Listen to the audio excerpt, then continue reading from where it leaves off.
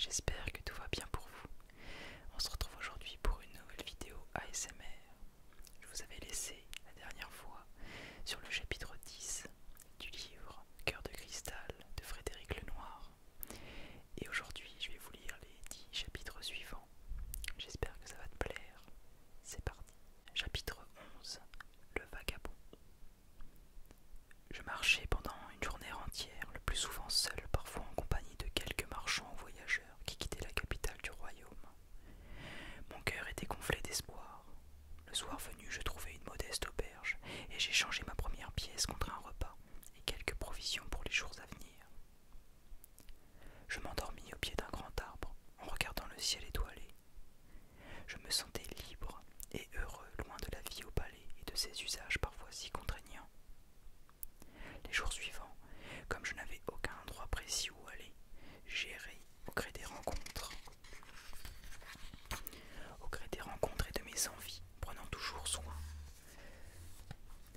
de me mêler le plus possible aux autres, afin de multiplier les chances de rencontrer ma bien-aimée, qu'elle demeure dans un bourg ou au cœur d'une forêt profonde.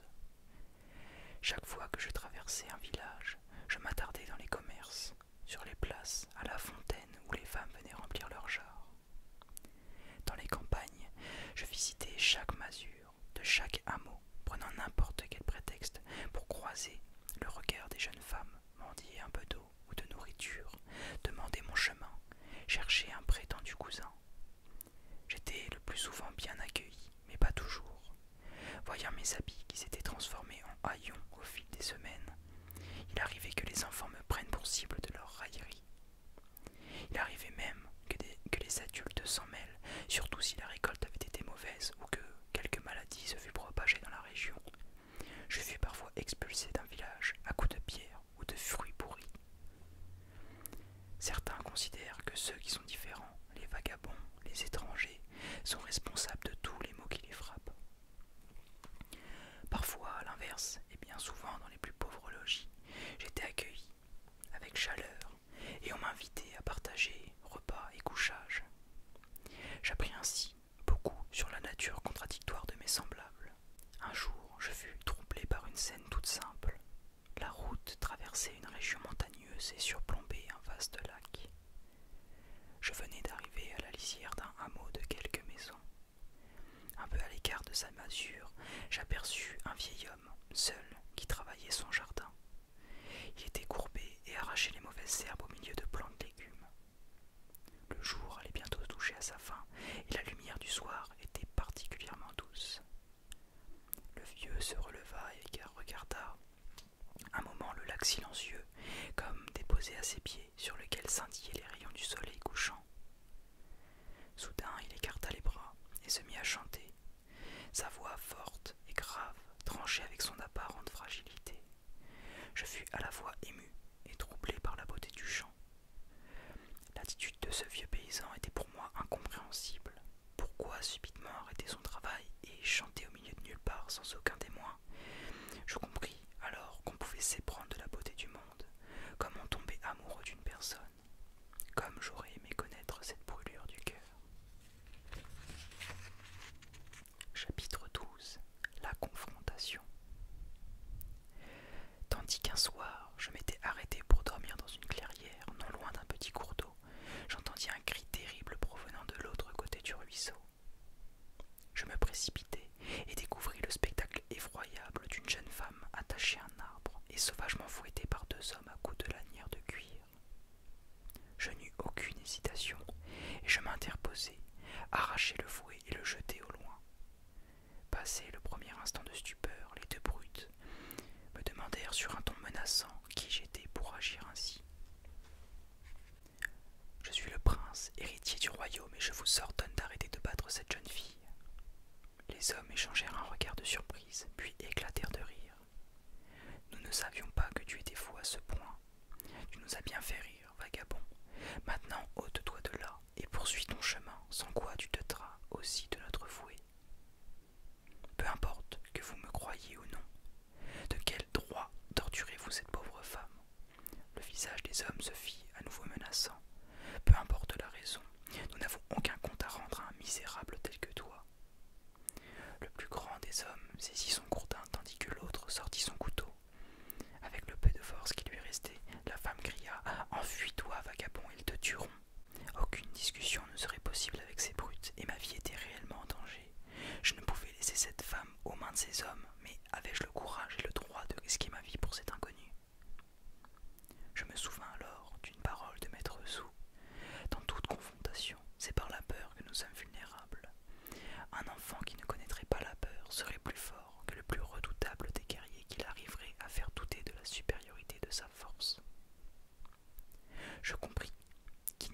qu'un seul moyen de vaincre ces deux adversaires, autrement plus forts et armés que moi, les faire douter de leur supériorité sur moi en dominant toute peur. Je fermai les yeux un bref instant, ancrai mes deux pieds dans le sol et écartai mes poings. Puis je rouvris les yeux et fixai mes adversaires en poussant un furieux cri de guerre. Je ne ressentais plus aucune peur. J'étais certain de les vaincre. Les deux hommes, soudain déstabilisés, se figèrent dans leur élan vers moi. En cet instant, tout pouvait basculer. Une voix sortit de moi, presque méconnaissable, et je m'entendis leur dire: « Je viens de très loin, et des brutes comme vous, j'en ai tué des dizaines sur mon chemin. Je n'ai pas fini mon long voyage, alors fuyez immédiatement, ou je vous pulvérise par la puissance de ma magie. » J'ouvris mes mains et les présentai paumes ouvertes vers chacun des deux hommes.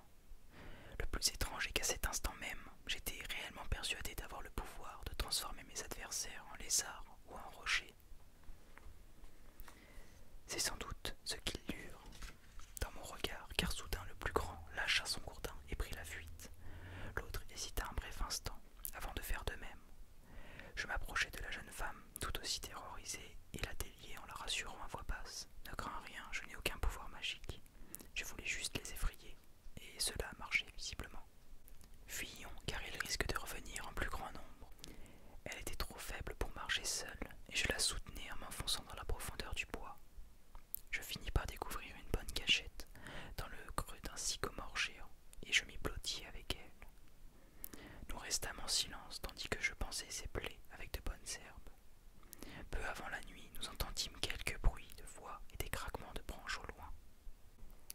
Puis, lorsque je fus certain que le danger était passé, nous profitâmes de la lune pleine pour poursuivre notre marche au plus loin de ce lieu. Épuisés, nous parvîmes au petit matin près d'une chaumière. « Je connais les gens qui habitent ici, ce sont de lointains parents, » me souffla la jeune femme. « Il n'y a plus de danger. » Après avoir dormi et mangé, je retrouvai la jeune fille alitée dans l'unique chambre. Elle s'était lavée et avait repris des forces. Je m'attardai pour la première fois sur les traits de son visage et ressentis alors une étrange sensation. Chapitre 13. La marque. Et si la puissance profonde du monde m'avait mis sur le chemin de cette fille, parce qu'elle était celle qui devait me faire découvrir l'amour? À cette pensée, mon cœur se mit à battre plus fort. La jeune fille m'adressa la parole d'une voix douce. « Je ne sais comment te remercier, étranger. Tu as risqué ta vie pour moi. Ton cœur est plein de bonté. » De bonté, je ne sais pas, mais épris de justice certainement. Il m'est, comme tout à chacun, pénible de voir une femme se faire maltraiter de la sorte. Que te reprochait-il? La jeune fille baissa la tête. J'ai volé des fruits dans leur jardin. Est-ce une raison pour agir avec tant de violence? La loi du royaume permet à quiconque est victime d'un vol de se faire justice de la sorte. Je fus embarrassé car ce qu'elle disait était vrai. Ne m'étant jamais véritablement éloigné du palais, je n'avais pu considérer les conséquences directes d'une telle loi. Pourquoi as-tu volé? J'avais faim. N'as-tu donc personne pour t'aider? J'ai mes parents et mes petits frères et sœurs, mais ils ont faim aussi. Et c'est aussi pour eux que j'ai voulu dérober ces fruits dans le riche jardin de nos voisins. Vos voisins vous laissent donc mourir de faim. Ils n'ont que faire du malheur qui nous arrive depuis que mon père a fait une mauvaise chute et ne peut plus travailler. Profondément troublé par ces propos, je découvrais qu'il y avait dans mon propre royaume des familles qui mouraient de faim et d'autres qui, vivant dans l'abondance, pouvaient en toute légalité se venger d'un vol pourtant si légitime. Je réalisai alors qu'il y a deux sortes de lois. La loi particulière des cités, nécessaire mais bien souvent imparfaite, et la loi universelle de toute la conscience, qui nous incite à respecter tout être sensible et à partager notre superflu. Je me jurai alors, une fois que j'accéderai au trône, de changer la loi de ma cité et de la rendre plus juste envers les nécessiteux.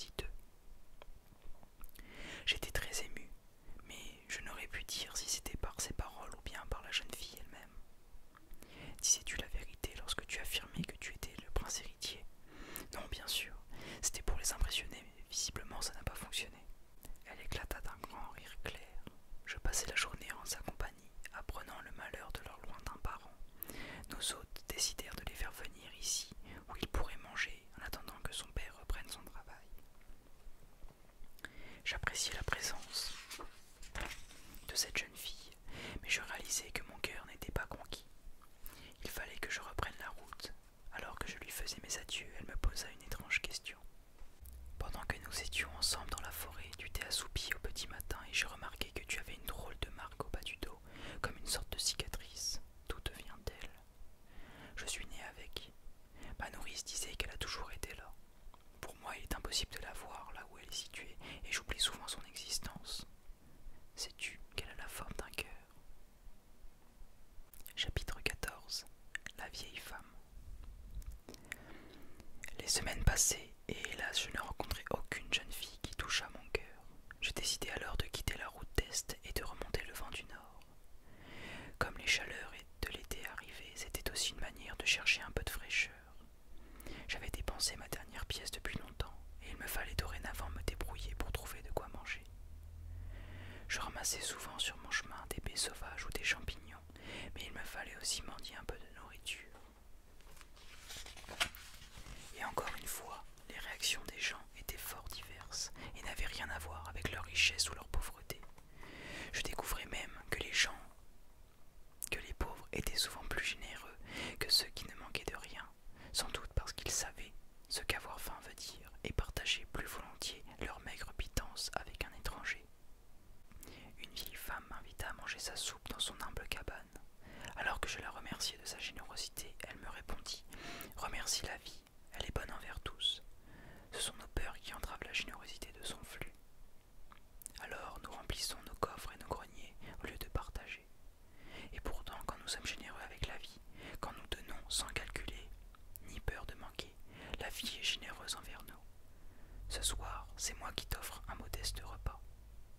Demain, c'est toi qui viendras en aide à quelqu'un qui est dans le besoin. Quand notre cœur est dans l'amour, il n'y a plus aucune peur et on ne manque jamais de l'essentiel. » Cette dernière parole me laissa perplexe, moi qui avais un cœur de cristal.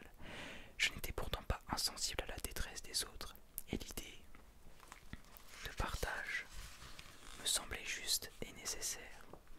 Mais je comprenais que ce que cette vieille femme nommait amour, je l'appelais justice. Ce qu'elle faisait par empathie, parce que son cœur était brûlant, je le faisais par devoir, parce que cela me semblait indispensable pour vivre tous ensemble de manière paisible.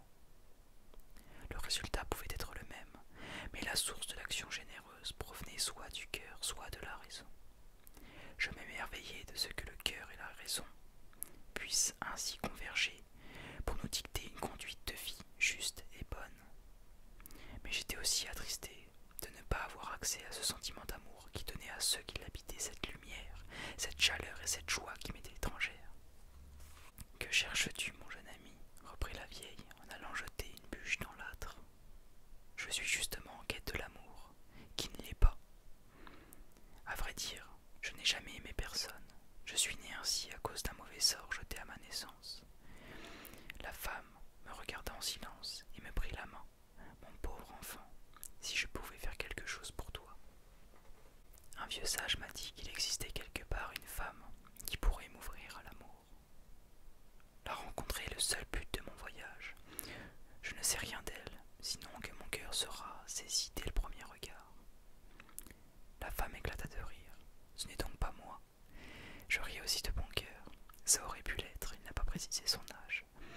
Mais à défaut de faire fondre mon cœur, tu peux néanmoins m'apporter quelque chose.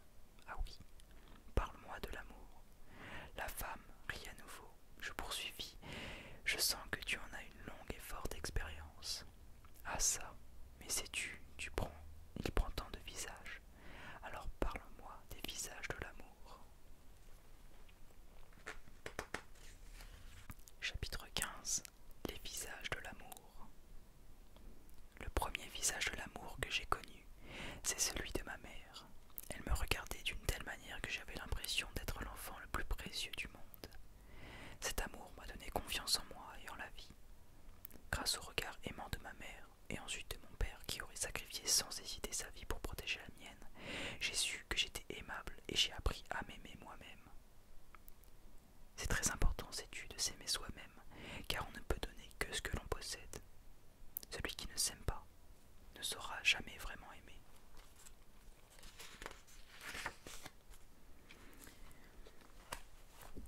cessera de mendier l'attention et la reconnaissance des autres. C'est ainsi que naissent la jalousie et la possessivité. C'est bien souvent parce qu'on manque d'estime et d'amour de soi qu'on a peur, de manière presque maladive, de perdre l'amour des autres. J'ai ensuite découvert l'expérience de l'amour avec d'autres enfants, mes frères et sœurs, mes camarades de jeu. Mais là, il était plus ambigu. Il n'était pas inconditionnel, comme celui de mes parents, loin s'en faut. J'étais parfois généreuse et parfois jalouse ou en colère. À certains moments, j'aurais pu donner tous mes jouets à ma petite sœur, et à d'autres, lorsqu'elle accaparait l'attention de ma mère, je souhaitais secrètement qu'elle meure. J'avais appris à m'aimer, mais il me fallait aussi apprendre à partager mon amour de mes parents.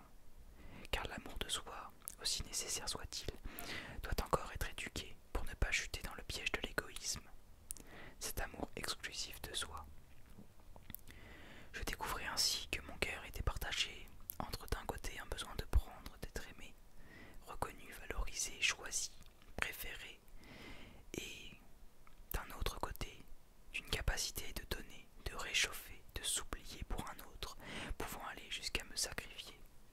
Adolescente, je découvris un nouveau visage de l'amour tout aussi ambigu, celui de la passion amoureuse.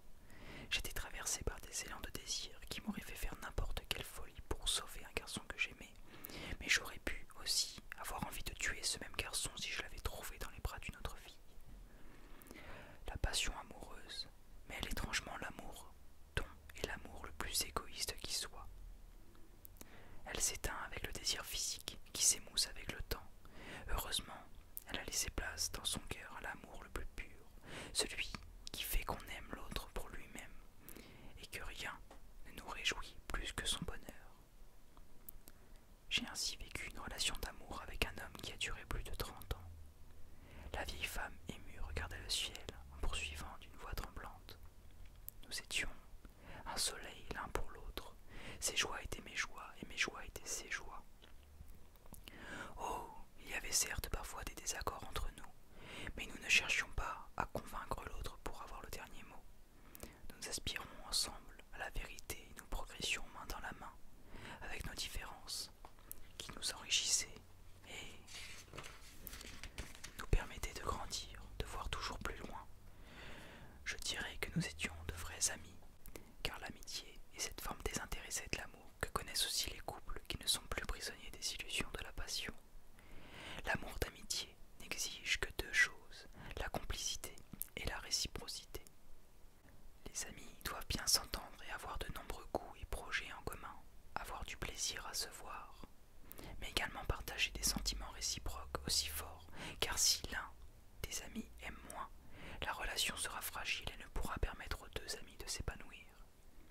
Le grand amour de ma vie, mon plus grand ami, est mort. Il y a maintenant plus de 20 ans, et mon cœur est toujours relié au sien. Vous n'avez pas eu d'enfant. Cette joie m'a été refusée, mais la vie m'a donné tellement d'autres enfants. Il y a tant d'êtres que j'ai soignés, éduqués, aidés à grandir.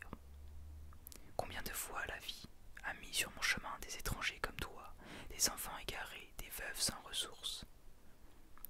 J'ai eu tellement de bonheur à les accueillir, les soutenir, parfois leur redonner le goût de vivre. Et je ne parle pas de tous ces animaux blessés ou abandonnés, qui sont arrivés jusqu'à moi je ne sais comment, que j'ai pensé et recueilli. C'est un autre visage de l'amour encore, celui de la compassion qui fait vibrer notre cœur à la souffrance de tous les êtres sensibles. Plus encore que tout autre, cet amour universel nous libère de tous nos égoïsmes, de toutes nos peurs, de toutes nos blessures, de tous nos manques. Ce n'est plus nous qui aimons, mais la puissance profonde du monde qui aime en nous, à travers nous, et nous découvrons que nous ne sommes qu'une parcelle de cette vie qui anime tout ce qui est. Crois-moi, il n'y a pas de plus grand bonheur, un bonheur que rien ni personne ne peut nous enlever. Les larmes coulaient sur mes joues, j'étais si triste de ne pouvoir ressentir aucun de ces sentiments.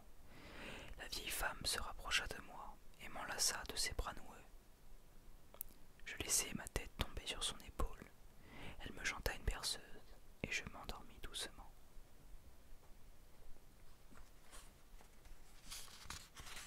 Chapitre 16. Le jardin enchanté.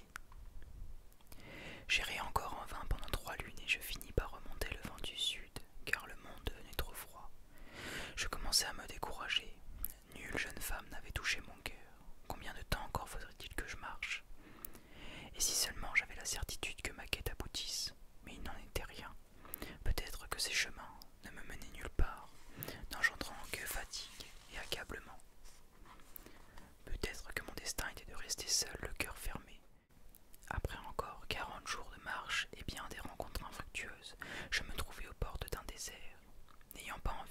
rebrousser chemin, je remplis d'eau une grande outre, suffisante me semblait-il, pour les 3 ou 4 jours nécessaires à la traversée du désert.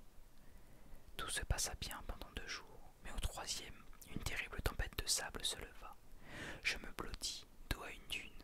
Le vent souffla toute la nuit et au petit matin, je perdis connaissance, presque totalement englouti par le sable. Tandis que mon esprit lâchait prise, je me disais que l'heure du grand passage était venue. Je n'aurais pas connu l'amour dans cette vie.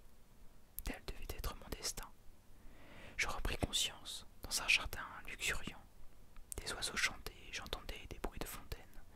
J'étais certain d'avoir atteint l'autre rive, lorsqu'une terrible soif m'atteignit. Je devais donc être encore bien de ce monde. Je tentais de me lever, mais retombais sans force sur le drap blanc immaculé sur lequel je reposais nu. Je distinguai alors une silhouette de femme qui s'approchait de moi, une coupe à la main. Je vais vous montrer l'image de la femme en question.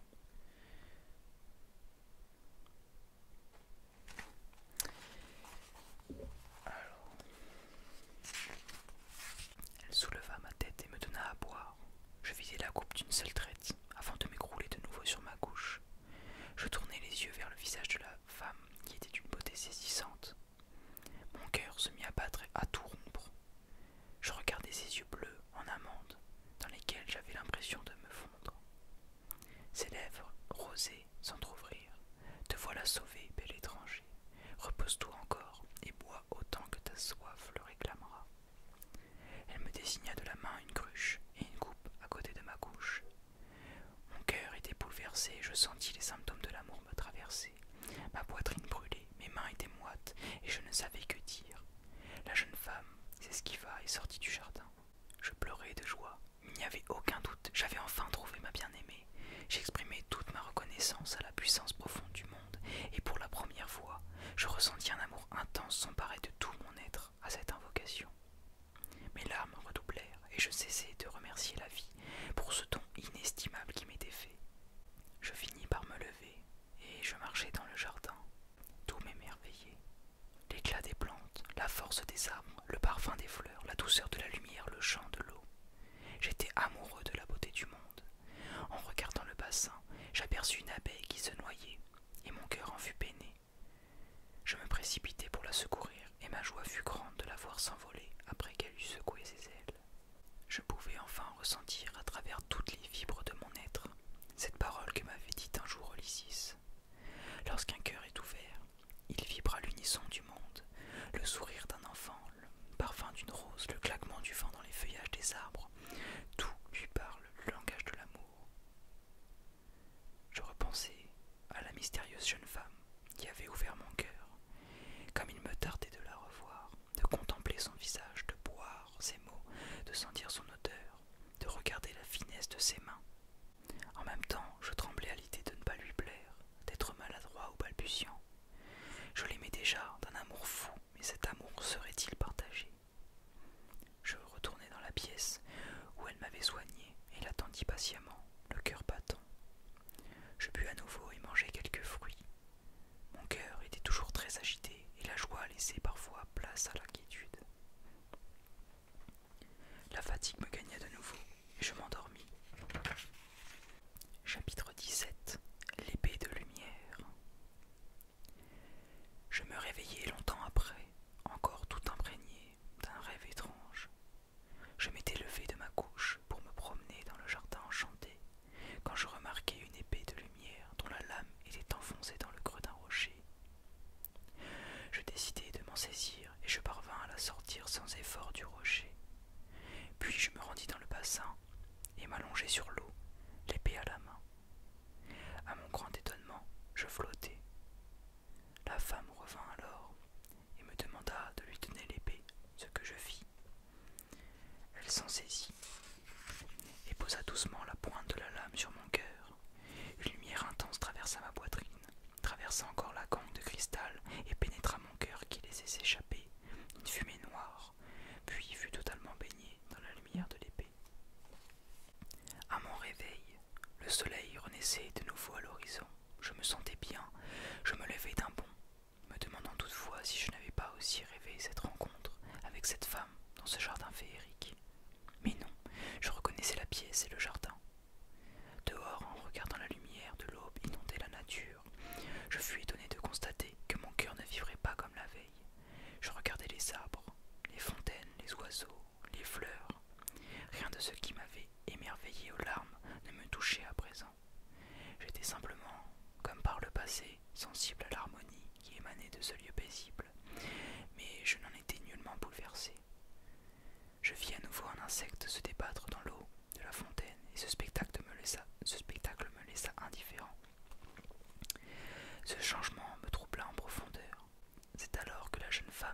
sauvée réapparut. Alors, mon bel ami, tu sembles bien ragaillardi ce matin. Je la regardais, muet de stupeur. J'observais sa beauté, mais mon cœur ne battait plus. Il s'était refroidi. Une vague de tristesse me submergea. Que s'était-il donc passé? La femme constata mon abattement. Tu sembles soucieux. Je te remercie de m'avoir sauvé la vie. Sans ton secours, je serais sans doute à jamais enfoui dans les sables du désert. Comment es-tu parvenu jusqu'à moi? Elle éclata de rire. J'ai quelques pouvoirs secrets. Un songe m'a averti du danger que tu courais, et j'ai aussitôt dépêché un animal du désert pour te secourir et te ramener ici. Qui donc es-tu? J'ai de nombreux noms, mais peu importe. Ici, on m'appelle simplement la magicienne. Parle-moi plutôt de toi. Que cherches-tu? J'ai reçu, enfant, un mauvais sort, et mon cœur est enveloppé d'une coque de cristal qui l'empêche d'aimer. Je suis en quête de celle qui pourra réchauffer mon cœur afin de faire fondre cette gaine qui l'emprisonne. Je la cherche depuis de nombreuses lunes, à travers les 4 vents. Hier, à mon réveil, lorsque je t'ai regardé, il m'a semblé que j'avais enfin trouvé. Mon cœur était brûlant d'amour pour toi, mais aussi pour le monde. Et ce matin, je me suis levé, comme tous les autres matins, le cœur gelé. La femme éclata à nouveau de rire. Je vais t'expliquer ce qui t'est arrivé, mon tendre ami. J'ai deviné ta souffrance, et lorsque tu t'es réveillé, je t'ai fait boire un filtre magique. Ainsi, tu as pu expérimenter les effets de l'amour. Elle me tendit de nouveau une coupe. Tiens, bois encore, et tu retrouveras les mêmes sentiments. Si tu veux, je peux te donner cette eau en grande quantité. Si tu en bois un peu chaque matin, tu aimeras tous ceux qui seront à tes côtés. Si tu absorbes une quantité plus importante, tu seras fou d'amour pour la personne qui sera en face de toi. Et si tu bois une coupe entière, comme hier, tu pourras donner ta vie pour n'importe quel inconnu. J'étais abasourdi. Quelle déception! Ainsi mon cœur avait-il pu s'ouvrir grâce à une drogue, mais sitôt les effets passés, il se retrouvait tout aussi glacé. Et mon état avait empiré, car j'avais l'intense nostalgie de retrouver les sensations et les émotions que je venais de vivre sous l'emprise du filtre. Je regardais la coupe, mais refusais de boire. L'amour méritait mieux qu'une simple drogue qui m'attachait à n'importe qui. Le bonheur de l'amour devait s'enraciner dans mon cœur et non dépendre d'un filtre dont je devrais sans cesse être en quête. Non, je voulais aimer un être ou le monde par une inclination personnelle et non sous la contrainte aveugle d'une potion magique. Je voulais, comme Maître Zou me l'avait enseigné, ne pas faire dépendre mon bonheur de choses extérieures. Le vrai bonheur, disait-il, n'a d'autre source que dans l'amitié pour soi-même et l'amour de la vie. Le bonheur ne réside nulle part ailleurs que dans notre esprit et dans notre cœur qui savoure et partage les bienfaits de la vie. J'aurais au moins connu pendant quelques heures les effets de l'amour, mais je me refusais à revivre cette expérience illusoire. Je remerciai la magicienne de m'avoir sauvé la vie et me levai pour partir. Elle me retint par le poignet. Tu m'es sympathique, et je vais t'aider dans ta quête. J'ai longuement regardé ton cœur, et je l'ai aussi soigné, car il était blessé. Sache cela, on t'a menti. Certes, ton cœur est bien enveloppé d'une gaine de cristal, mais aucune sorcière n'a jamais jeté de mauvais sorts à ta mère, et cette coque s'est développée pour protéger ton cœur meurtri, car il a reçu une blessure plus grande encore que la mort de ta mère le jour de ta naissance. La vérité est tout autre. J'étais abasourdi. Quelle est-elle? Demandai-je, la voix tremblante. À toi de la découvrir. Chapitre 18. Les 3 géants. Je repris aussitôt ma route,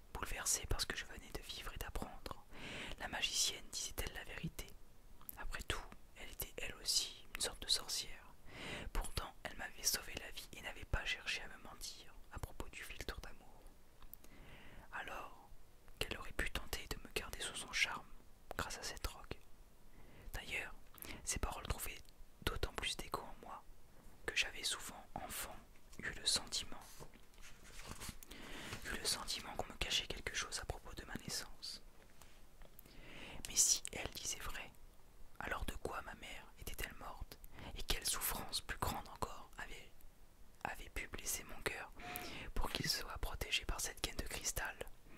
Et pour quelle raison mon père avait-il menti? Quel terrible secret gardait-il enfoui au fond de lui? Absorbé par ces sombres pensées, je parvins à un petit pont suspendu qui enjambait un puissant torrent. J'allais m'engager sur la passerelle, lorsque je me figeai soudain. De l'autre côté du pont se tenaient 3 géants qui devaient mesurer chacun 5 ou 6 mètres de haut. Je savais qu'il existait de tels êtres aux confins du monde, mais je n'en avais jamais rencontré.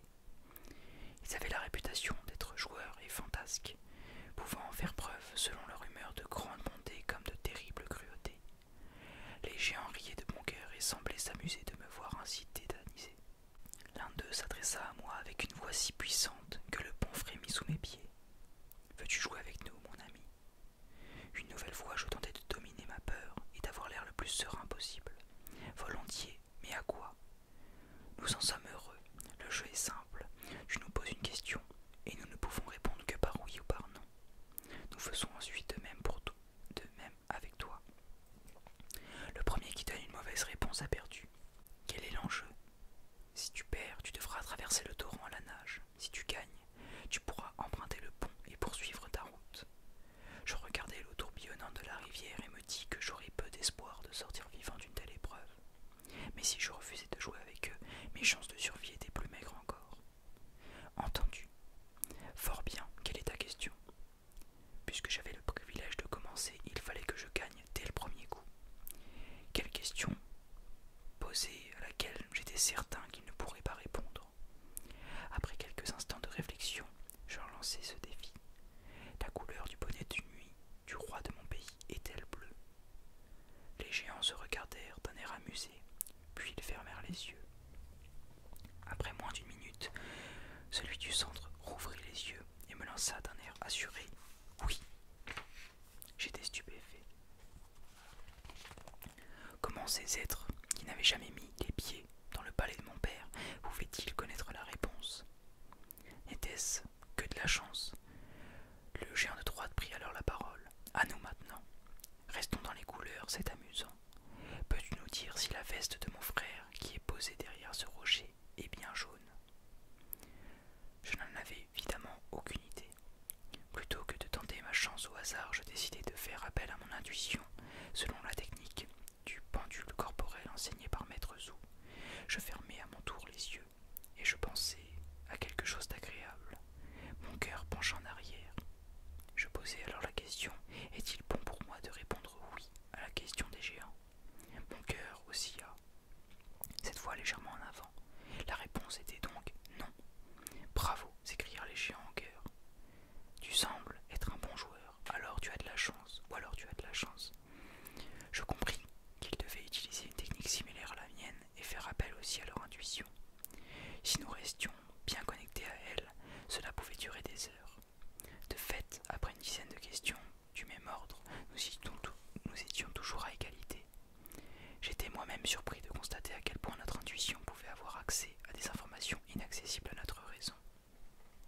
Il faut savoir lâcher le besoin de contrôle de notre mental et accueillir la petite voix qui jaillit du plus profond de notre être, ou bien avoir recours à une technique comme celle que j'utilisais maintenant.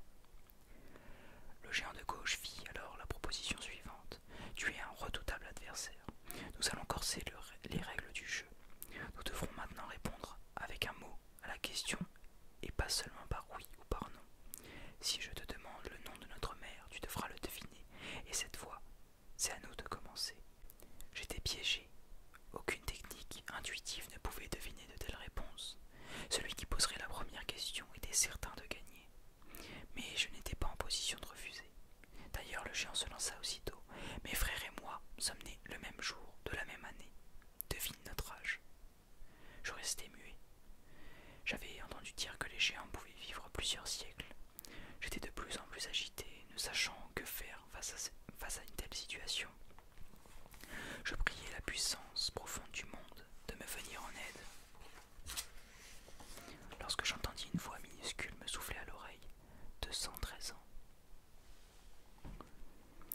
Je vis alors un petit scarabée posé sur mon épaule droite qui continuait de me chuchoter. Sans te commander, ça m'arrangerait bien que tu puisses traverser le pont, car je suis trop fatigué pour voler et j'ai aussi besoin d'aller de l'autre côté.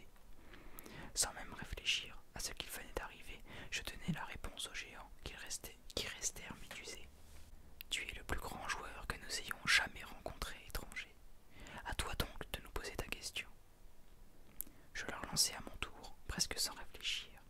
Quel est le nom de la femme qui, seule au monde, est capable de réchauffer mon cœur? Les géants se regardèrent un bon moment en silence, et celui du centre finit par avouer: Nous n'en savons rien. Tu as gagné, tu peux passer, poursuivit le géant de gauche. Ce que je m'empêchais de faire, le scarabée blottit sur mon épaule. Une fois le pont franchi, je continuai le chemin sur une vingtaine de pas, lorsque le troisième géant m'interpella d'une voix terrifiante. Et quelle est donc la réponse? Je restai interdit. Je n'en savais strictement rien, mais le confesser aux géants pouvait les contrarier. Il fallait que je dise n'importe quoi, venu de je ne sais où. Un nom sortit de mes lèvres: Solena. Elle s'appelle Solena. Alors, bonne chance dans ta quête étranger. Je les saluai d'un sourire et poursuivis ma route. Une fois hors de portée de leurs yeux et de leurs oreilles, je déposai le scarabée au bord du chemin en le remerciant vivement. Il me répondit: Il faut bien s'entraider lorsqu'on n'est ni grand ni fort, comme toi. Tu as inventé le nom de la jeune femme, n'est-ce pas? Je hochai la tête en signe d'approbation. Pas possible, tu sais ce que Solena signifie dans notre langue? Non, celle que mon cœur cherche. Chapitre 19. Le scarabée amoureux. J'étais intrigué par mon nouveau compagnon. Habites-tu par ici? Si tu savais, je viens d'une lointaine contrée, à l'autre extrémité du monde. Quelle est ta quête? La même que la tienne, et que la plupart des habitants de cette terre: l'amour.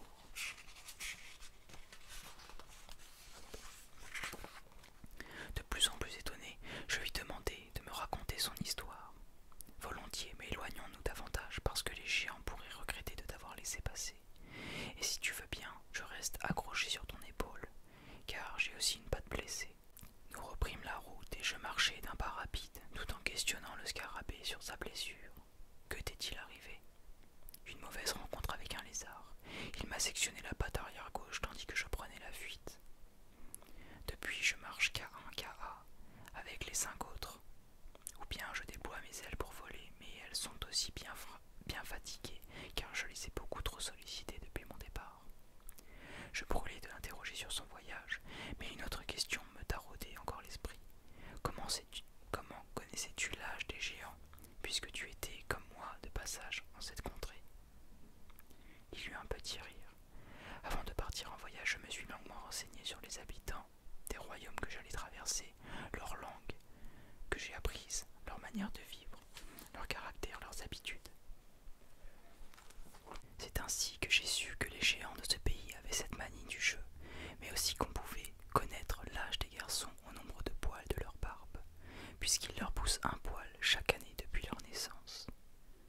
Et tu as réussi à les compter? En un seul coup d'œil, nous les scarabées avons cette capacité d'analyser et de décrypter très vite les informations captées par nos sens. Te concernant, j'ai pu ressentir que ton cœur battait 2 fois plus lentement que les autres êtres qui te ressemblent. Tu disais tout à l'heure qu'il était gelé et que tu étais en quête d'une femme qui le réchaufferait. Je lui ai raconté toute mon histoire. Nous marchâmes jusqu'au crépuscule. Ayant trouvé une jolie clairière tapissée de mousse, nous fîmes halte pour la nuit. Tandis que je mangeais un reste de pain, mon compagnon grignota un petit morceau de bois en décomposition. Je brûlais aussi de connaître sa quête. Depuis combien de temps es-tu parti de chez toi? 774 ans, 7 lunes. Et 9 jours, répondit-il entre deux bouchées, sans lever les yeux de son écorce pourrie. Vous vivez donc si longtemps que ça, tu dois être très âgé. Pas du tout, nous pouvons vivre 10 000 ans. Lorsque j'ai quitté ma maison, je n'avais que 1479 ans. Tu as donc passé plus de la moitié de ton existence loin de chez toi. Pour quelle raison es-tu parti? Il avait fini de manger. Il essuya ses petites pattes, dentelées sur de la mousse, et commença son récit, une pointe de tristesse dans la voix. C'est aussi l'amour, t'ai-je dit, qui m'a conduit sur les chemins du monde. Ma femme est tombée gravement malade peu de temps après notre union. Elle a mangé un champignon empoisonné et a perdu connaissance. Elle peut rester ainsi sans conscience pendant des millénaires. Le guérisseur m'a affirmé qu'il existait un antipoison capable de la soigner, mais qu'il ne savait où le trouver et qu'il devait pousser dans un pays lointain. J'aime ma femme plus que tout, plus que ma propre vie. Je suis donc parti parcourir le vaste monde à la recherche de ce remède. De quoi s'agit-il? Une variété de bambou d'eau qui donne des fleurs bleues dont on peut extraire le suc. C'est le seul antidote connu au mal de ma bien-aimée. Un tremblement me secoua de la tête aux pieds. Cette sorte de bambou existe dans le jardin du palais où j'habite. Le scarabée me regarda, interdit. En es-tu certain? Absolument. Et notre jardinier affirme qu'il s'agit d'une variété unique au monde. Quelle chance que la vie t'ait mis sur ma route, s'exclama le scarabée. Ma longue quête va enfin pouvoir s'achever. Peux-tu me dire où se trouve ton palais? Je réfléchis quelques instants avant de lui répondre. Je savais que la capitale du royaume se trouvait à plus de 100 jours de marche de l'endroit où nous nous trouvions. Épuisé et blessé, mon compagnon mettrait plus de 100 lunes à effectuer le parcours, et il lui faudrait encore au moins autant d'années pour rentrer chez lui, en traversant encore 1000 dangers. Il m'avait rendu un immense service. Il était juste de l'aider à mon tour en le conduisant au palais, puis de dépêcher un cavalier pour le reconduire chez lui au plus vite. Ma propre quête avait échoué.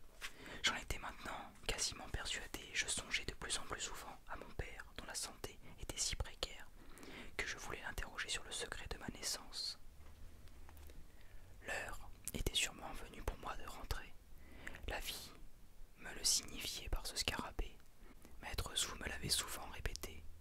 Les rencontres et les événements de la vie sont bien souvent des guides qui viennent nous rappeler des vérités que nous avons oubliées, nous apprendre quelque chose sur nous-mêmes, ou bien encore nous inciter à regarder plus loin ou autrement. Je le pris délicatement au bout de mes doigts en fixant ses petits yeux. Prenons des forces, amis, car demain nous remonterons le vent d'ouest jusqu'au palais du roi. Et enfin un dernier chapitre pour aujourd'hui, chapitre 20, la mort du roi. Quelle ne fut pas mon émotion lorsque je parvins à la capitale du royaume. J'étais parti depuis bientôt 1 an. À peine la porte du palais franchie, je tombai nez à nez avec Ulysses. Elle se jeta à mon cou et me serra avec une joie si intense que je crus qu'elle allait m'étouffer. J'étais heureux de la retrouver, mais mon cœur ne bondissait pas comme le sien. Après mon expérience chez la magicienne, j'arrivais maintenant à imaginer ce qu'elle pouvait ressentir et je la laissais longuement m'étreindre. Oh mon tendre et cher ami, j'ai tellement eu peur qu'il te soit arrivé quelque chose. Il m'est arrivé tant de choses, Ulysses, mais rien de mauvais comme tu le vois. As-tu trouvé l'amour? Hélas non, ma quête a échoué, même si elle ne fut sans doute pas vaine, car j'ai beaucoup appris sur moi-même et sur les autres. Oh, je suis désolé, mon ami, j'ai tant pensé à toi. Son visage devint maintenant plus grave, je sentais qu'elle avait à me dire quelque chose de pénible. Comment va mon père? Il est au plus mal, il ne peut plus manger ni parler depuis 4 jours. Les médecins et les guérisseurs n'ont plus aucun espoir. Je me rendis dans mon appartement princier et confiai mon petit compagnon de route à un serviteur pour qu'il en prenne soin. Puis j'enfilai une tunique propre et me précipitai dans la chambre où mon père était alité. Tous ceux que je croisais étaient partagés entre la joie de me revoir et la tristesse de la mort imminente du roi. J'entrai dans la pièce. Le grand chambellan, qui venait d'être informé de mon retour. Attendez, je vous montre l'image. Donc il est avec son père. Avec son père. Le grand chambellan qui venait d'être informé de mon retour était assis à ses côtés, tandis que ses 2 servantes humectaient le village livide et fermé de mon pauvre père. Le chambellan se leva. Je me réjouis vivement de votre retour, prince. Le roi n'en a sans doute plus que pour quelques heures. Merci, mais je vous en prie, laissez-moi avec lui. Tous se retirèrent, et je restai seul dans la pièce avec mon père. Ses yeux étaient clos et il respirait à peine. Je me saisis de sa main et lui caressai le front en lui parlant. À mon contact et au son de ma voix, il eut une légère réaction. Je lui racontai mon voyage. Il me semblait que son visage se détendait. J'en vins enfin à l'essentiel et lui fis